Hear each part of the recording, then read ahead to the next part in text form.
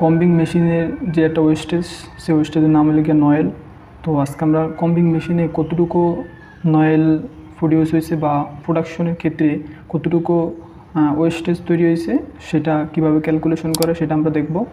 যে কম্বিং মেশিনের একটি ওয়েস্টেজের নাম হলো গিয়ে নয়েল পার্সেন্টেজ।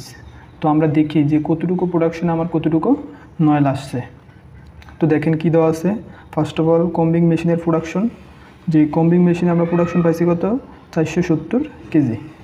আর প্রোডাকশন করার ক্ষেত্রে যে ওয়েস্টেজটা হয়েছে গিয়া ওয়েস্টেজটা প্রডিউস হয়েছে সেটা হলো গিয়া নয়েল।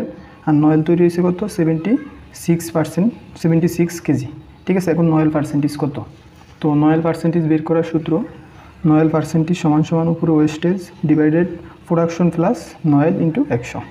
তো আমার ওয়েস্টেজ দেওয়া ছিল কত 76 আর প্রোডাকশন আসছিল 470 প্লাস 76। ঠিক আছে, যোগ করে দিলে তারপরে যদি আমরা ক্যালকুলেশন করি তাহলে আমাদের নয়েল পার্সেন্টেজ পেয়ে যাই। তাহলে নয়েল পার্সেন্টেজ কত 13.92%। ঠিক আছে, তো এতটুকু লেগে আমার কম্বিং মেশিনের নয়েল পার্সেন্টেজ। তো কম্বিং মেশিনের স্ট্যান্ডার্ড নয়েল পার্সেন্টেজ 15 ধরা হয়, 15 থেকে 16 এর ভিতরেই থাকে।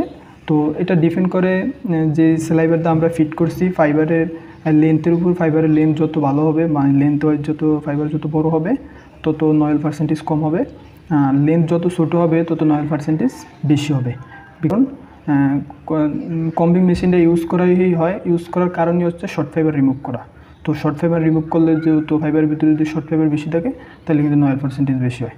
তো আশা করি সবাই বুঝতে পারছেন কীভাবে কম্বিং মেশিনের নয়েল পার্সেন্টেজ ক্যালকুলেশন করে।